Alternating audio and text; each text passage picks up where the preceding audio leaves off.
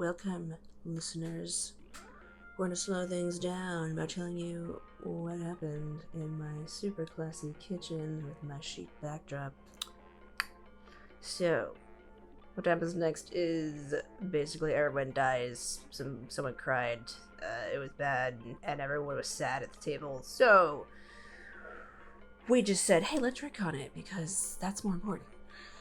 So, then, I settled down with Kristen, she plays Keyanthi, and we talked about doing a dramatic reading, and so together we wrote up what canonically happens, and so I will now read that to you without further ado. Thranion draws his blade. The metal hisses against the scabbard as he brings it aloft and centers the point on Keyanthi. You've been wandering around uselessly for far too long, you know. It's time to come home, little Julith. Keyanthi scowls at her older brother, at the name she'd outgrown long ago. Cornered by the necrotic beast Ivellios, the others can't even reach her. The entire battlefield is a frenzy as countless enemies on either side jockey to get the upper hand. No end is in sight. Keyanthi pulls out her hex sword and rushes in, trying to outspeed him, but any attack she makes clings uselessly against Thranion's armor. Her first strike aims for the head, so she ducks beneath his blade, but her brother's fist slams into her jaw. The punch knocks her back, and before she can find her balance, Thranion grabs her arm and twists it. Her vision spins. Keyanthi drops her sword and ends up with her back pinned to his chest, his arm squeezing her air from her lungs. She gasps for air, pulling and twisting, but Thranion is too strong. No amount of dexterity could break her free of her dizzy spell and her brother's unholy grip. The others, while still in a group, are in no better shape. Kiara launches herself into battle, holding her sword aloft and plunging her blade into the side of Ivellios. The dragon roars in pain and unfurls his mighty wings to beat out a whirlwind of hurricane force. The winds buffet the party. Luna and Ellie go flying, while Kiara maintains her place.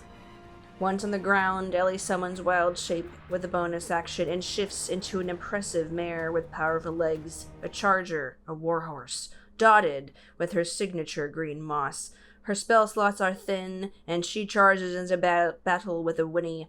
Kiara, seeing her opportunity, grabs hold of Ellie's mane and mounts the warhorse.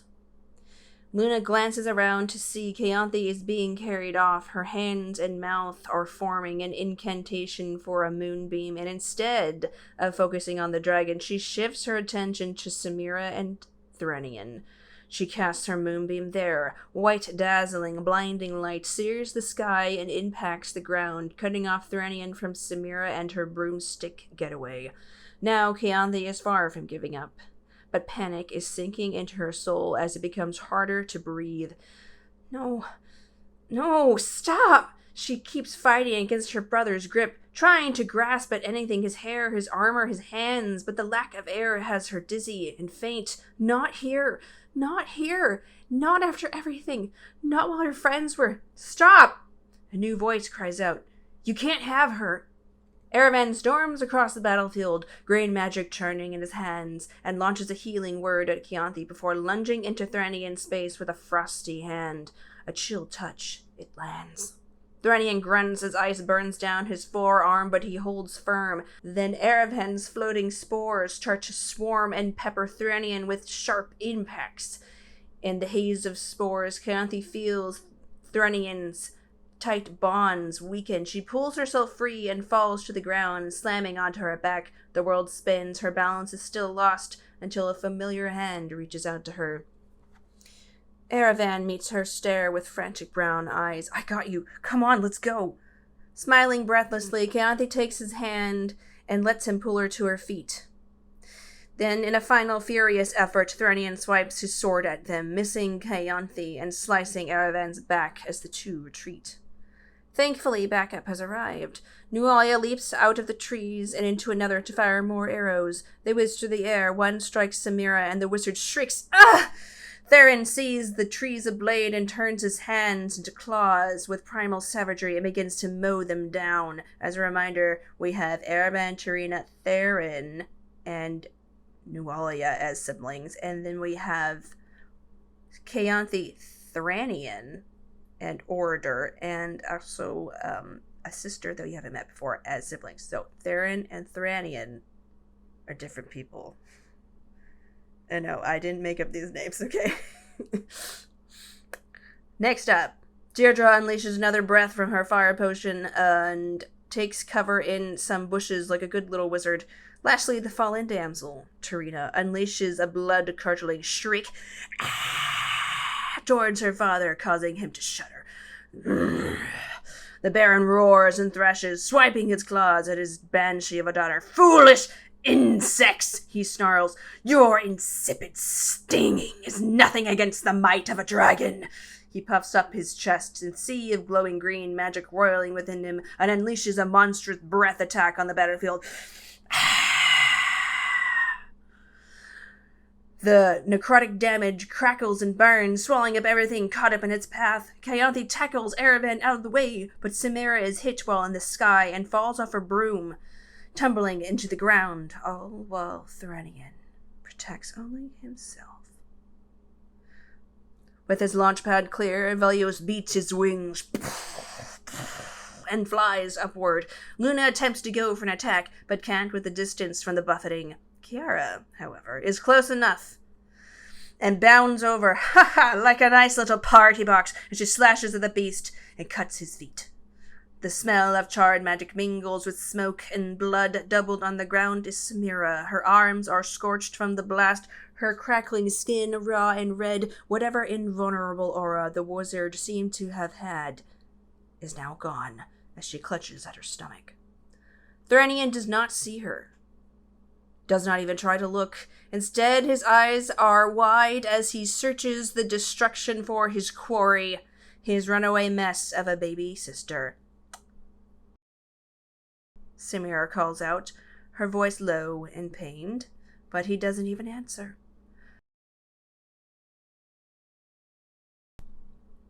With gritted teeth, Thranion turns to his wife at last. "Silence, woman! I will have my quarry! I will not be..."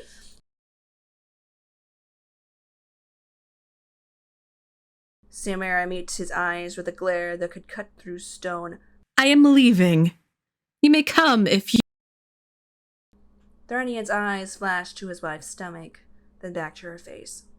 But he doesn't seem moved, only inconvenienced. Very well. He turns to leave, but then swerves around to shout into the air, "Remember this, Julith! Ordelias don't get to escape forever." His eyes glitter like cold rubies, not with anger, but with finality. We are always brought home. Keyanthi, hidden with Eravan behind the cover of the felled trees, wants to respond, to convince Thranion that their home doesn't have to be with their grandfather, but the words don't come. They only stick half-formed in her throat. As always, she's too late. Thranion gives her one last scornful look, and both he and Samira disappear into the trees. The ground still smolders from the breath attack. Around them, the sound of battle never truly stops. Turning her back to the trees is difficult, but Keyanthi forces herself so she can get back to her friends. Ivellios is back on the ground, but he's regaining power. His claws sink into one of the trees in the circle as he absorbs healing energies from the crystal root system. With an opening, Kiara charges across the battlefield and attacks with burning hands. White-hot flame engulfs both tree and dragon, spreading to the surrounding woods.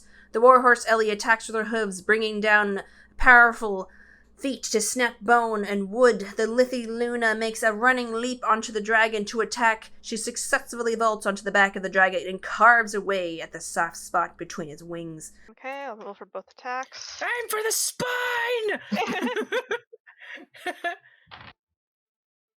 Okay. I want you to be real in touch with his nervous system right before you kiss it goodbye! Got 2 19s. With that seemingly not enough, she moves her moonbeam over to pound down on the beast's back.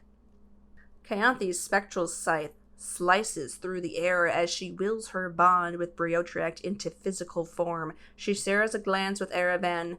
The half-elf gives her an affirmative nod as he glances at her bloodied body. Leafy green magic forms at his fingertips, and Keyanthi leaps into action. "Oh, thank goodness," came Kiara's drawl. "Look, kids, your father's returned home from her business."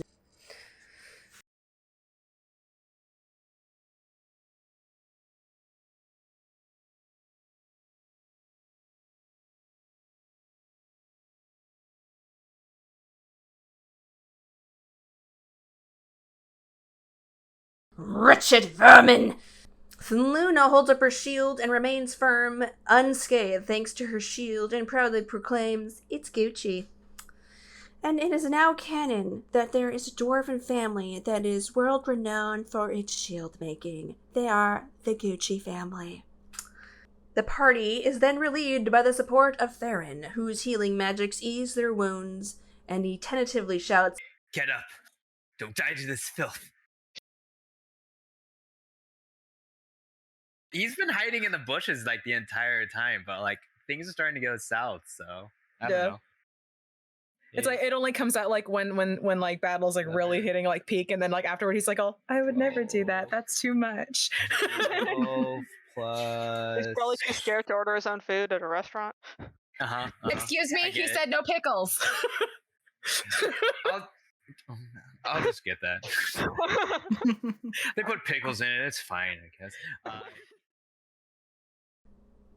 With the party eased, Theren uses his claws to rake at the trees again. Back at the top with Kiara, the Drow Eldritch Knight summons her magic into her focuses over her hands. Her eyes glow with the crackle of magic, and she releases 3 magical darts into the air, each a glowing spark of pure magic. They zip through the air and impact into the trees and the Baron. Ivellios roars, sending a deafening wave across the battlefield. "I'll crush you!" Deirdre pops back out from the bush and inhales sharply before shouting, "I'll be taking that prenup, thank you," and bellows out another fire breath onto the trees, culling another. Arrows clatter against Ivellios' hide as Nualia darts from tree to tree with her bow taut. Ellie uses a hoof attack at the trees and bucks it hard enough to uproot the last and final one. Keyanthi pulls the dagger that she and the Meliamne children had dug up. It was rusted, but somehow still a deadly-looking blade, with little more than a dagger's worth of metal on it. Like her grandfather, and lucky for Keyanthi,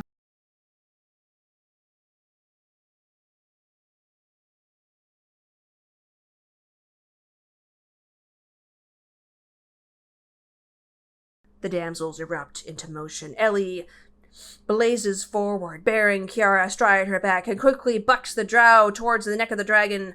Kiara soars through the air, her sword in hand, and plunges the blade into an exposed neck plate. Luna has breached the soft scales at the top of the dragon.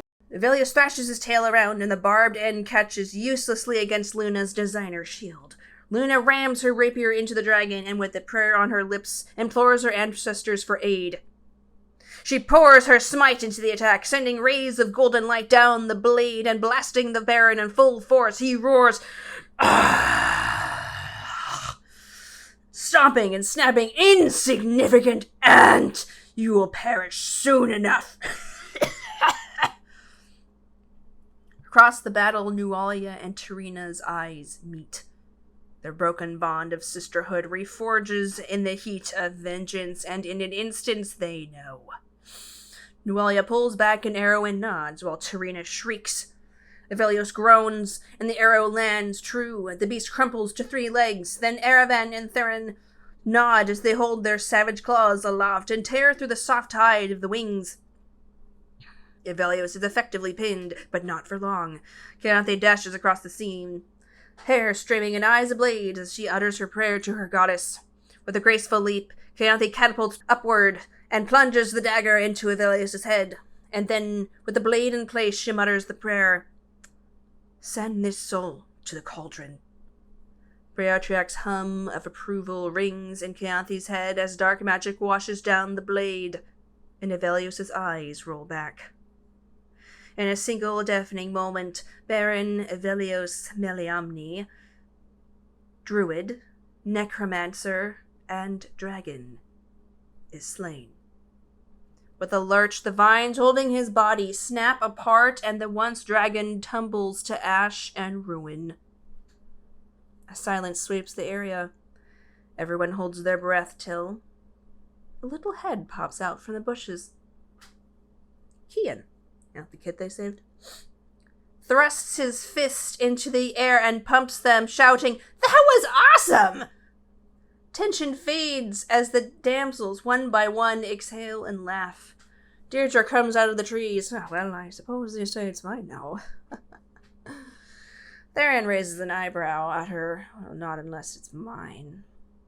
And the Meliamne children give her a teasing look. The drow woman looks at them and chuckles. "Well, looks like we got some bark in this family." Keyathi drops from the dragon's head, covered in blood and bruises. "Good work, lasses," Kiara says as she sheathes her sword.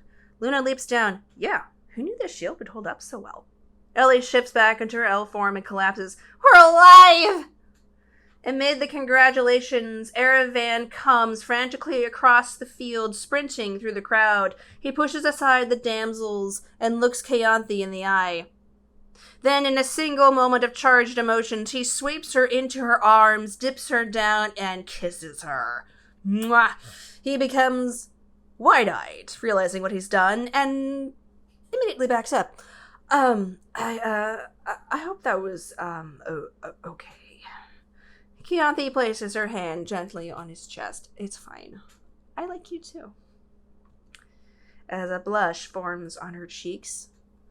"Ooh," says Ellie, who grins mischievously when the eyes of the party land on her. Across the field, Tarina the Banshee stands before her smoldering father.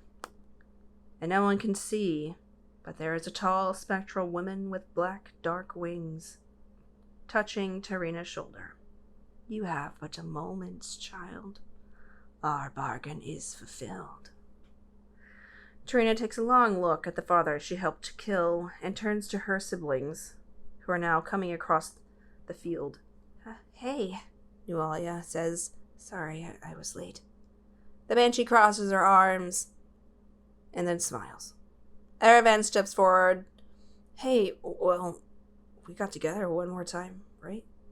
Theren nods. "Yeah, sure, if you can call this together." Nualia reaches out her hand. "What will happen now?" Behind them, Kayanthi's eyes glow blue as the Bryanthi comes forward. "She made a bargain. Time on this plane while Ivellios lives. With that fulfilled, she is mine and will go to the cauldron." The siblings exchange heavy looks. And Theren and Eravan nod affirmatively to each other.